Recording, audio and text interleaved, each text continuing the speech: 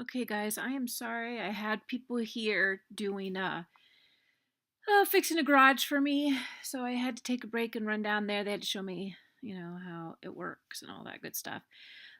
So back to the latching, and I was talking about, the proper latching and the let's see. Um And in the previous one, I talked about the breast anatomy, and I'm going to touch base on that just a little bit more because I'm going to make this picture bigger and then kind of share with you. Um, okay, so now you can kind of see another part of the anatomy that is important to see. So you see the milk there, those are the ducts. And then at the end of it almost looks like trees during the winter. And that is where your receptors are. That is the ducts that are coming from the different areas, the different receptors, I should say. Actually, they're ducts. And at the end, where those actually are coming out of, sort of look like clusters of grapes. And those grapes would hold the milk. And so, as you can see, that's where the milk is coming from. It doesn't show that specific part, but let me just kind of let me show you this one up close because this one is actually the proper latch. What I showed you before, I was trying to show you the breast, but this is a good picture to see the proper latch because as you can see, he's getting the ducts themselves in his mouth. And that's like stretching. He's pulling it. He is basically sucking at the ducts themselves. And so here at the end is where it stores the milk and then it pulls it through and the baby has to stretch that nipple to the back of their mouth. And here's their tongue. And this is why I say they can't bite when they're sucking because of the way that the tongue blocks the teeth. But you see how far that nipple has to be stretched. And so he has to get as much of that dark skin as possible because that's where the ducts are, and that's how he's going to pull the milk down from the breast. So that kind of gives you, let's see. Let me see if I see anything different I'm looking at this, which is what I showed in the previous video. And so basically at the top, it's showing the collarbone. And then this area here is a rib. And then you've got the muscle, connective tissue, fatty tissue, the nipple, the areole, the milk duct, and the milk gland. So the milk duct is sort of like, the ducts in our body that empty from the stomach and so forth. And then this is the gland where the milk is stored, like we showed you in the other picture. So getting a proper latch is really, really important to getting the milk out. And this is important because it also affects milk supply.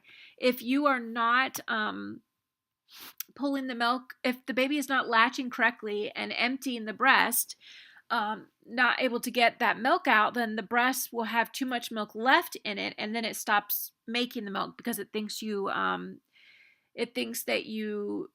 it made too much. So basically, that whole latching and knowing the anatomy of your breast and knowing how it works is really, really crucial and important to your milk supply.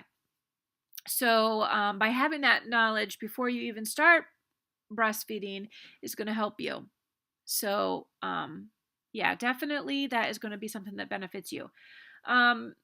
Another quick point I wanted to mention, since I'm going to I'm going to make them two separate videos, but I'm kind of attaching them together.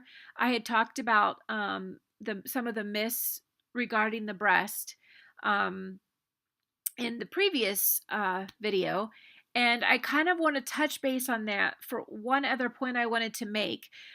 Your breast starts to produce colostrum in around, I want to say that your 4th month. Some women, their breasts will start to leak at this point, and they're leaking their colostrum, and some women will save it and freeze it. And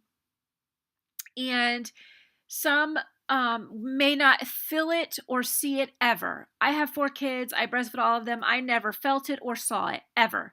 I fed it to them, and my milk would always come in usually by the 2nd day. And that's when I would feel the milk. But they, they were growing properly. I knew my colostrum was there, but I never felt it or saw it. So it's normal either way. It's really not abnormal. I mean, everybody's different. So some see it and feel it, some do not. So that's really, really crucial as far as like understanding what's normal and what isn't. A lot of women, because they don't feel it or see it, think it's not there, and it is there. Another question women will ask is, can I pump before the baby's born? And let's say you know that the baby's going to come early, or you know that you're going to be separated or going through issues maybe because of a C-section. So you may decide around 37 weeks to start pumping, or maybe a little bit before that. There are women who do it, and it's been done, and in some cases it's actually recommended to do it.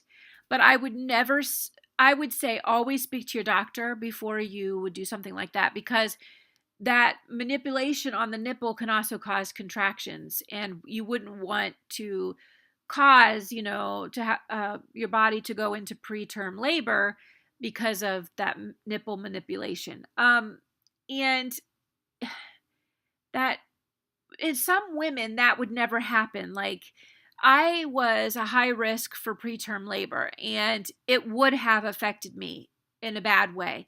But there are people who go over their 40 weeks even, who they're not high risk, and they do not have a problem with preterm labor. So the doctor may say, yeah, go ahead and do it. Or maybe, like I said, you're having a C-section, or the baby's going to you're going to have a C-section early, the baby's coming early because of issues.